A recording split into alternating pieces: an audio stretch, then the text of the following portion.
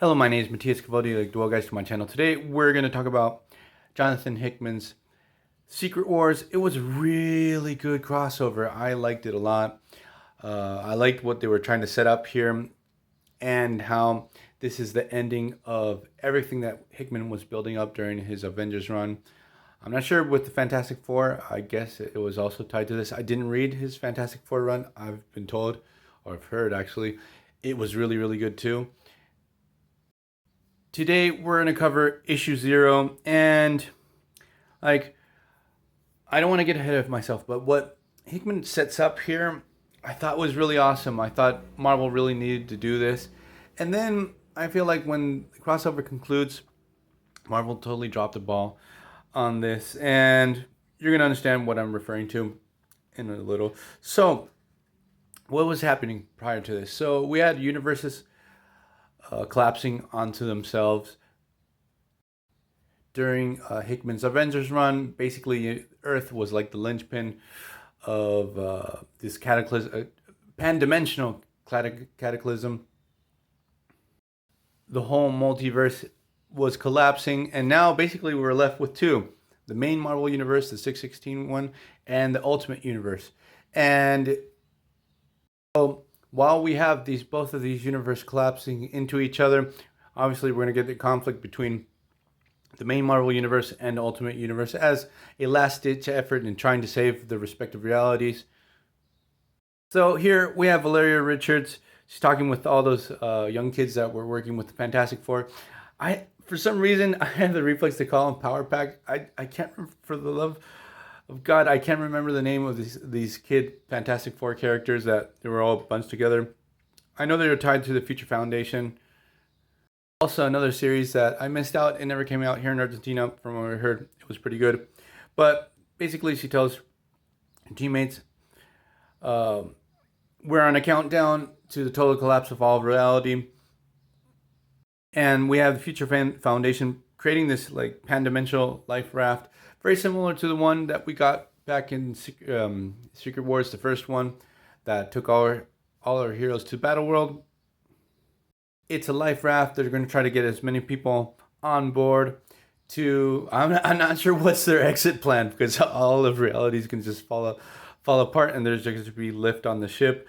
So we get the Titanic clash between the Ultimate Universe and the Marvel Universe, the main Marvel Universe. The idea is if the other is able to destroy the other's Earth, maybe they might stop the total collapse, because it seems to be like the linchpin to all of this is the collision between two Earths ends up wiping out the whole galaxy. It's sort of like hinted in Hickman's Infinity crossover with the Builders. The Builders wanted to reach Earth to destroy it, because if they do, they're going to stop the collapse. Basic chain reaction. So we get this all-out war, and the battle itself is really awesome. While all of this is going down, we have Dr. Doom. He's working with Doctor Strange and Molecule Man. They're seeking out the Beyonders. As what Doom would normally do, he wants to get all their power in his own way, try to save the universe, but obviously benefiting himself. On the Ultimate Universe side, we have the Maker, who ends up actually teaming up with, there's like this anti-Illuminati called the Cabal. No, they have nothing to do with the Illuminati, but it's the team led by Thanos, what's left of the Black Order, Black Swan, Terrax. Namor's also on the team. The battle that ensues in this first Zero issue is freaking epic. We have all the heroes scrambling, trying to save as many lives as possible, trying to stop as much destruction as they can, while battling against all the forces coming from the Ultimate Universe. There's a whole thing with Cyclops and the Phoenix Egg, because during this time I had totally stopped reading X-Men, so I had no idea where this Phoenix Egg came from. X-Men series prior to Secret Wars, like from the moment Bendis got on board, I really stopped reading X-Men, and then after Secret Wars, when they came back again, X-Men got pretty bad. I didn't touch X-Men all the way up to the return. Hickman basically rebooted the X-Men. He did a killer job. So I love this part where We have all of Earth's criminals. They're watching on, seeing the destruction, making their beds as criminals would do, while Punisher arrives and in like one last hurrah takes down and guns down every single one of the criminals. So the ship, the life raft, starts teleporting as many heroes as possible on board. But the thing is, not too many are able to be teleported on the ship in the first place. Reality starts falling apart. The life raft itself can't take all the tension that's going down. Also, another thing, there's a life raft on the main Marvel Universe Earth and another one created by the maker, because this one obviously is created by Reed Richards, on the Ultimate Universe's Earth. So this main ship gets destroyed partially.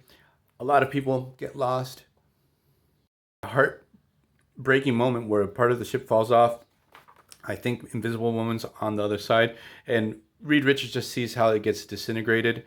And the end of this particular story, because at the same time is when Doom is able to obtain the power of the Beyonders. We have, here it says in Spanish, but because this edition is in Spanish, obviously, the end of the Marvel Universe, 1961 to 1915. Listen to me, 1961 to 2015, and also reference to the Ultimate Universe, 2000 to 2015. And I remember seeing this and thinking to myself, "Oh shit, they went for it!" Like it doesn't happen too often when you're reading a comic book and you say straight out, "What the fuck? This is awesome!" So I was really down with the idea of rebooting the Marvel Universe. I thought after Secret Wars and everything that went down with Battle World, like they were really gunning for that. But it seems like Marvel got cold feet and they did this partial reboot that sort of really sucked. And Marvel, when they came back, it wasn't the best for a while. Like I dropped out. I stopped. I left. Was left reading like the bare minimum of series. Like editorially, I don't know what the hell happened with Marvel during that time. Like 3 years after Secret Wars, it was pretty bad. And I really felt like all the series needed a fresh start. Canon was weighing too heavy, making things convoluted, making writers have to retcon too often, and the whole sliding timeline too. Like I felt like Marvel needed to restart. So this is Secret Wars issue 0. If you haven't read it, first read the whole Avengers run, Hickman's run. It's really good. See you guys next time. Bye.